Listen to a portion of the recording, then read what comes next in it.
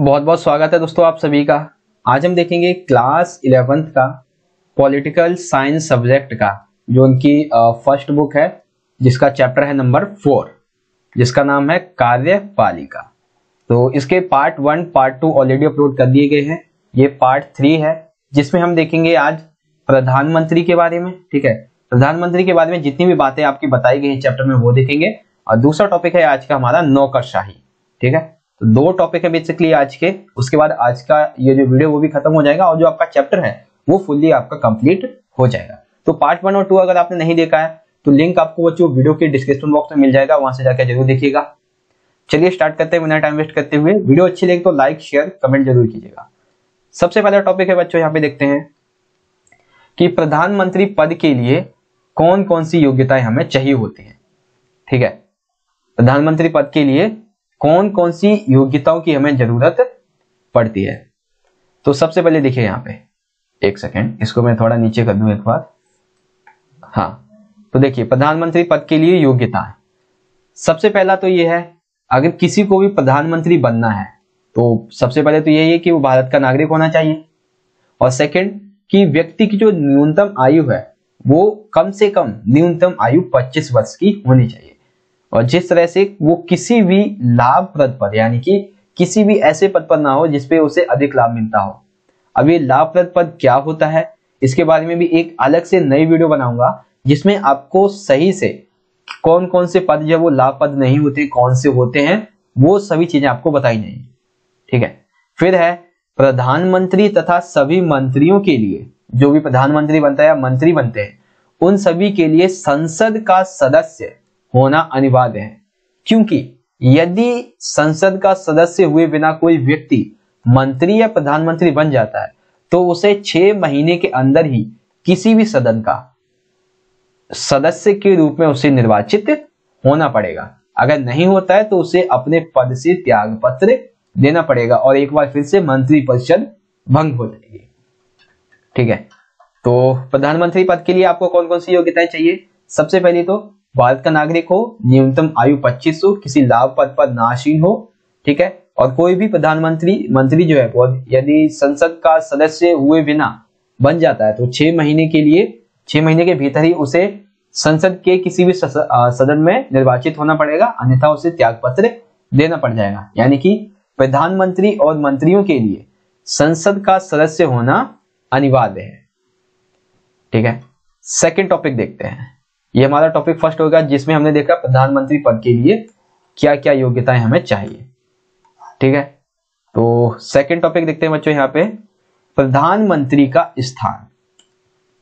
ठीक है, प्रधानमंत्री का क्या स्थान होता है।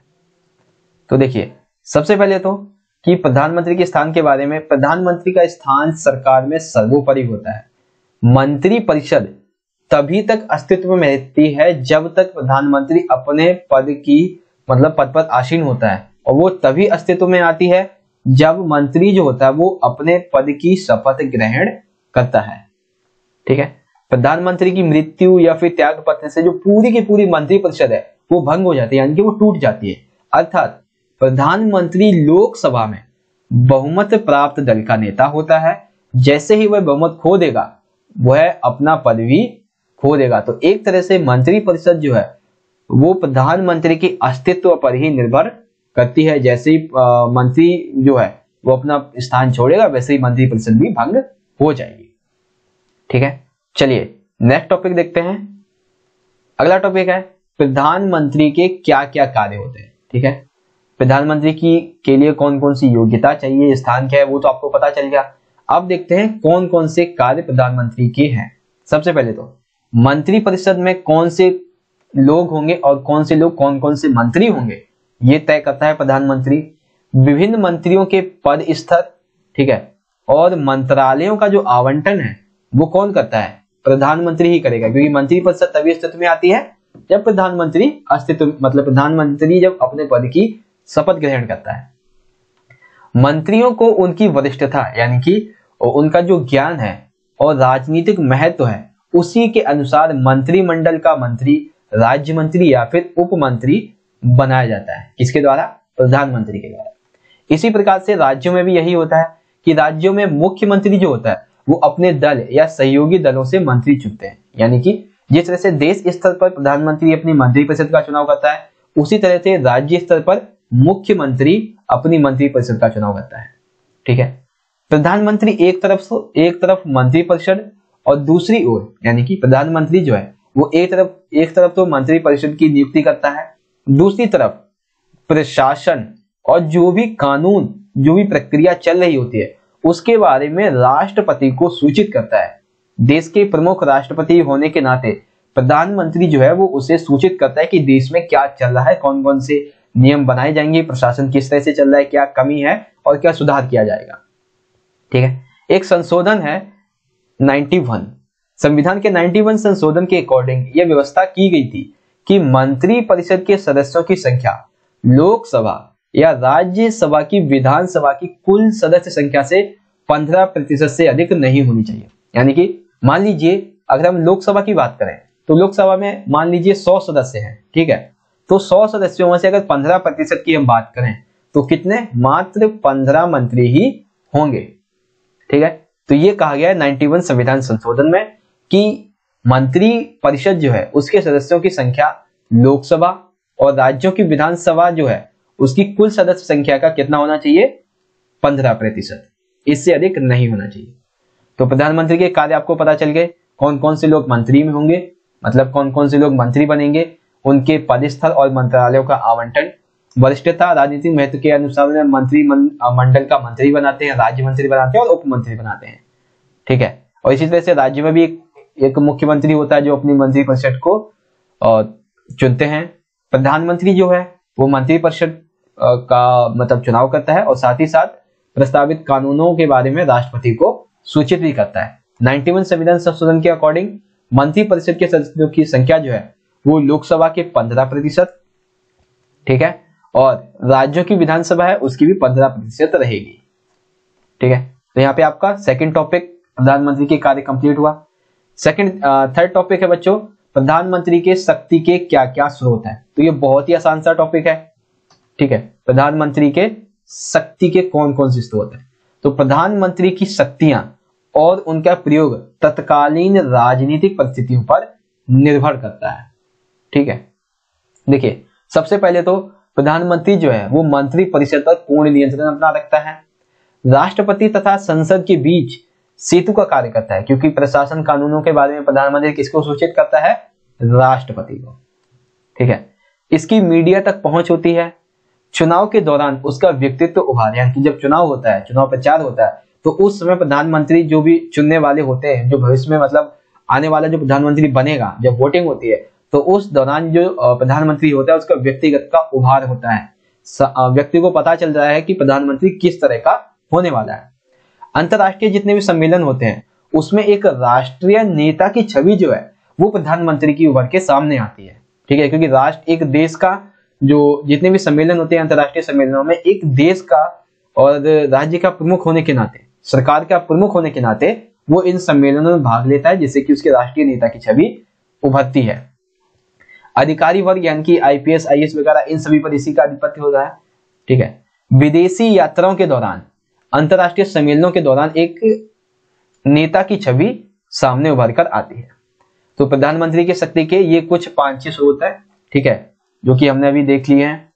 तो आई होप आपको समझ में आ गया होगा प्रधानमंत्री के शक्ति के स्रोत, और ये सभी जो है वो किस पे आधारित होते हैं, तत्कालीन राजनीतिक परिस्थितियों पर ये निर्भर होते हैं। नेक्स्ट टॉपिक देखते हैं बच्चों, अब है राज्यों में कार्यपालिका। राज्यों में कार्यपालिका से क्या यहाँ पे तात्पर्य है वो देखेंगे। तो सबसे पहले तो राज्यों में जो है वो एक राज्यपाल होता है जो केंद्र की सलाह पर राष्ट्रपति के द्वारा नियुक्त किया जाता है। ठीक है, राज्यों में राज्यपाल होता है, केंद्र की सलाह पर राष्ट्रपति के द्वारा नियुक्त होता है। मुख्यमंत्री विधानसभा में बहुमत दल का नेता होता है। मुख्यमंत्री जो है वो विधानसभा में किसका नेता होता है, जब तक बहुमत है तभी तक वो अस्तित्व में है, और बाकी के जो सभी सिद्धांत हैं वो केंद्र सरकार में जो संसदीय व्यवस्था है उससे संबंधित है। तो राज्य में कार्यपालिका के बारे में ये छोटा सा टॉपिक था, आई होप आपको समझ में आ गया होगा। ठीक है, तो नेक्स्ट देखते हैं बच्चों, अगला टॉपिक यहाँ पे है हमारा नौकरशाही। ठीक है, तो नौकरशाही को हम यहाँ पे एक बार ऊपर लेते हैं, एक सेकेंड। हाँ, नौकरशाही की हम बात करते हैं। तो नौकरशाही में यहाँ पे देखिए, सबसे पहले तो आपको ये पता होना चाहिए इसका अर्थ क्या है, ठीक है। तो अर्थ देख लेते हैं। शासन के कार्यकारी अंग में, यानी कि शासन में जो अधिकतर और जो मुख्य कार्य होते हैं वो कौन करता है? प्रधानमंत्री करते हैं, मंत्रीगण करते हैं, और साथ ही साथ नौकरशाही ये करते हैं। प्रशासनिक मशीनरी एक विशाल संगठन सम्मिलित इसमें होता है, यानी कि ये जो मशीनरी होती है, प्रशासनिक मशीनरी, इसमें प्रधानमंत्री, मंत्रीगण, नौकरशाही ये सभी सम्मिलित होते हैं। इसे हम क्या कहते हैं? इसे कहते हैं नागरिक सेवा, क्योंकि ये सभी कार्य किसके लिए करते हैं? जनता के लिए करते हैं। तो एक तरह से ये क्या होगी? नागरिक सेवा। नौकरशाही यानी कि नागरिक सेवा, याद रखिएगा, नौकरशाही यानी कि नागरिक सेवा। नौकरशाही में सरकार के स्थायी कर्मचारी के रूप में कार्य करने वाले, यानी कि नौकरशाही के अंतर्गत क्या होता है कि सरकार में जो स्थायी कर्मचारी होंगे, यही मतलब सरकार के स्थायी कर्मचारी के रूप में कार्य करने वाले प्रशिक्षक, प्रवीण अधिकारी नीतियों को बनाने में, उन्हें लागू करने में मंत्रियों का सहयोग करते हैं। एक तरह से नौकरशाही जो है वो उसके अंतर्गत कुछ ऐसे स्थायी कर्मचारी होते हैं जो मंत्री के द्वारा जो भी कानून, जो भी नीतियां लागू की जाती हैं उसमें सहयोग करते हैं। कौन? नौकरशाही के लोग, ठीक है। अब है एक दक्ष प्रशासनिक मशीनरी का क्या अर्थ है और एक अहम भूमिका इसमें किसकी होती है। तो देखिए, दक्ष प्रशासनिक मशीनरी का अर्थ है कि भारत में एक दक्ष प्रशासनिक मशीनरी मौजूद है। मतलब ये है कि भारत के अंतर्गत बहुत से ऐसे स्थायी कर्मचारी हैं जो प्रशिक्षित एवं प्रवीण हैं, जो कि मंत्रियों को उनकी नीतियां बनाने में और लागू करने में सहयोग करते हैं। लेकिन ये जो प्रशासनिक मशीनरी है ये राजनीतिक रूप से उत्तरदायी होती है। इसका अर्थ है कि नौकरशाही जो है राजनीतिक रूप से तटस्थ है, ठीक है। अब अहम भूमिका नौकरशाही में किसकी रहेगी? अहम भूमिका जो है वो नौकरशाही के अंतर्गत ये होती है, नौकरशाही सभी जो नई सरकारें होती हैं उन्हें अपनी नीतियों को बनाने में और उन्हें लागू करने में मदद करती है। तो एक जैसे नौकरशाही नागरिक सेवा है, ठीक है। नौकरशाही जो है वो जो नई सरकारें होती हैं उनकी नीतियों को बनाने में और उन्हें लागू करने में मदद करते हैं। तो ये होगी आपकी नौकरशाही से संबंधित। नेक्स्ट है बच्चों यहाँ पे, नौकरशाही के सदस्यों का चुनाव किस तरह से होता है, ठीक है। नौकरशाही के सदस्यों का अब हम चुनाव देखेंगे। तो एक सेकेंड, हाँ देखिए, नौकरशाही में क्या क्या होता है। नौकरशाही में अखिल भारतीय सेवाएं सम्मिलित हैं, प्रांतीय सेवाएं सम्मिलित हैं और स्थानीय सरकार के कर्मचारी सम्मिलित होते हैं, और लोक उपक्रमों के तकनीकी एवं प्रबंधकीय अधिकारी सम्मिलित होते हैं। इसे आपको समझने की जरूरत नहीं है, बस इतना याद रखिए, नौकरशाही में अखिल भारतीय सेवाएं, ठीक है, प्रांतीय सेवाएं और स्थानीय सरकार के कर्मचारी सम्मिलित होते हैं। भारत में सिविल सेवा के सदस्यों की भर्ती, यानी कि अखिल भारतीय सेवाएं जो होती है इनके सदस्यों की भर्ती का जो कार्य है, भारत की बात हो रही है यानी कि केंद्रीय स्तर पर, तो ये किसको जाता है? संघ लोक सेवा आयोग को, ठीक है, यानी कि यूपीएससी इसको जाता है। ऐसा ही लोकसभा आयोग जो है, ऐसा जो एक लोक सेवा आयोग है वो राज्यों में भी बनाया जाता है। इनकी राज्य स्तर पर जो प्रांतीय सेवाएं हैं, ठीक है, राज्य स्तर पर जो स्थानीय कर्मचारी हैं उन सभी की जो नियुक्ति है वो लोक सेवा आयोग करता है। एक बार दोबारा समझ लेते हैं इस टॉपिक को। नौकरशाही के सदस्यों का चुनाव कैसे होता है? सबसे पहले तो अखिल भारतीय सेवाएं इसमें सम्मिलित होती हैं, ठीक है, प्रांतीय सेवाएं सम्मिलित होती हैं, स्थानीय सरकार के कर्मचारी सम्मिलित होते हैं। इसकी चुनाव, इनका जो चुनाव होता है वो केंद्रीय स्तर पर कौन करता है? संघ लोक सेवा आयोग, जिसे कहते हैं यूपीएससी। इसी तरह का एक लोक सेवा आयोग जो वो राज्यों में होता है, जिसे कहते हैं राज्य लोक सेवा आयोग। अब इस लोक सेवा आयोग के बारे में कुछ टॉपिक्स हैं इंपॉर्टेंट, उसे जान लीजिए। सबसे पहले तो लोक सेवा आयोग के सदस्यों का जो कार्यकाल होता है वो क्या होता है? निश्चित होता है, और इन्हें सर्वोच्च न्यायालय के न्यायाधीशों के द्वारा जांच के आधार पर ही निलंबित या फिर अपदस्थ किया जा सकता है। यानी कि सबसे पहले तो लोक सेवा के जो लोग होते हैं उनका कार्यकाल क्या होता है? निश्चित होता है। अगर इनको हटाना है, ठीक है, या इनको पद से खत्म करना है, निलंबित करना है, तो इसका जो निर्णय है वो कौन लेगा? सर्वोच्च न्यायालय के न्यायाधीश लेंगे, ठीक है। अब लोक सेवकों की नियुक्ति कौन करता है? ठीक है, तो दक्षता व योग्यता के आधार पर इनकी नियुक्ति होती है। देखिए यहाँ पे ये पूछा गया है कि लोक सेवकों की नियुक्ति किस आधार पे होती है, तो ये होती है बच्चों दक्षता और योग्यता के आधार पे। लेकिन कुछ अपवाद भी हैं इसमें, क्योंकि हमारा संविधान जो है वो एक कठोर और लचीला दोनों ही तरह का है। तो इसमें लोक सेवकों की नियुक्ति के लिए जो दलित हैं और आदिवासी हैं, इसके लिए उन्हें संविधान में कुछ प्रतिशत का आरक्षण इनमें दिया गया है। यानी कि अगर जनरल कैटेगरी के हैं आप, ठीक है, तो आपका चुनाव दक्षता व योग्यता के आधार पर होगा। अगर आप दलित या आदिवासी समुदाय से संबंधित रखते हैं तो आपको संविधान में आरक्षण दिया गया है कुछ परसेंट, उसके आधार पे आप थोड़ी सी मेहनत कीजिए, आप इसमें आपका चुनाव हो जाएगा। तो लोक सेवा आयोग, आई होप आपको समझ में आ गया होगा। नेक्स्ट टॉपिक है बच्चों, और आखिरी टॉपिक है, अगला टॉपिक है बच्चों हमारा सिविल सेवाओं का वर्गीकरण। ठीक है, अब इसमें देखिए कौन कौन सी सेवाएं सम्मिलित होती हैं। सबसे पहले आती है बच्चों अखिल भारतीय सेवा। ठीक है, इसके अंतर्गत भारत का जो प्रशासनिक सेवा है, यानी कि जिसे हम कहते हैं IAS। ठीक है, सेकंड है भारतीय पुलिस सेवा, यानी कि IPS। तो ये दोनों ही अखिल भारतीय सेवाओं में सम्मिलित होते हैं। फिर आती है आपकी बच्चों केंद्रीय सेवाएं। केंद्रीय सेवा में क्या क्या सम्मिलित है? भारतीय विदेश सीमा और भारतीय सीमा शुल्क। और फिर है तीसरा प्रांतीय सेवाएं, डिप्टी कलेक्टर, बिक्री कर और अधिकारी। तो एक बार फिर से देख लीजिए, अखिल भारतीय सेवाओं के अंतर्गत IPS, ठीक है, अखिल भारतीय सेवाएं IAS और IPS। और केंद्रीय सेवाएं भारतीय विदेश सेवा, भारतीय सीमा शुल्क, प्रांतीय, डिप्टी कलेक्टर, बिक्री कर और अधिकारी। अब देखिए प्रांतीय स्तर पर जो नौकरशाही होती है उसकी रीढ़ की हड्डी किसे माना जाता है?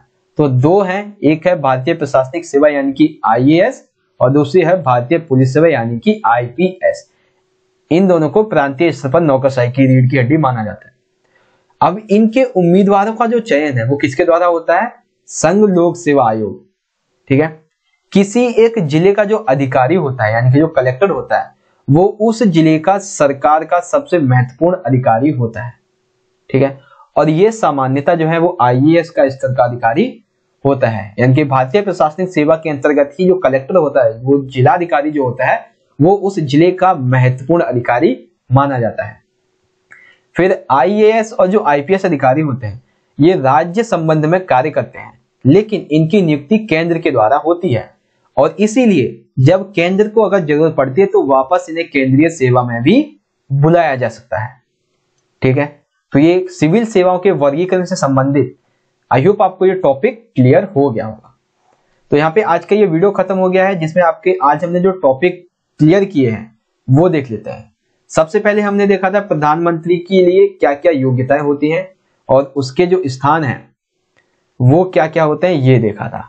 ठीक है, ये रहा प्रधानमंत्री की योग्यताएं और स्थान।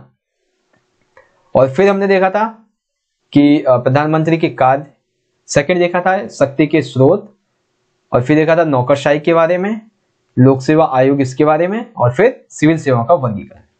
तो इस तरह से आज का हमारा ये वीडियो यहाँ पे बच्चों खत्म होता है। आई होप आपको वीडियो अच्छी लगी होगी। अगर आपने वीडियो के सारे पार्ट देखे हैं चैप्टर के, तो आपको जो चैप्टर है वो अच्छे से समझ में आ गया होगा। वीडियो अच्छी लगी तो लाइक कीजिएगा, कमेंट कीजिएगा और अपने दोस्तों को ज्यादा से ज्यादा शेयर कीजिएगा। फेसबुक, इंस्टाग्राम, यूट्यूब पे तो आप वीडियो देख ही रहे हैं, ट्विटर हैंडल और खास करके बच्चों हमारा जो टेलीग्राम ग्रुप है उसे जरूर ज्वाइन कर लीजिए, क्योंकि यहाँ पर आपको मैं डेली कुछ नई अपडेट्स देता रहता हूँ। तो आई होप आपको चैप्टर कंप्लीट समझ में आ गया होगा। वीडियो अच्छी लगी तो लाइक शेयर कमेंट जरूर कीजिएगा। मिलेंगे नेक्स्ट वीडियो में, तब तक के लिए आप पढ़ते रहिए, अपना ख्याल रखिए। धन्यवाद। जय हिंद, वंदे मातरम।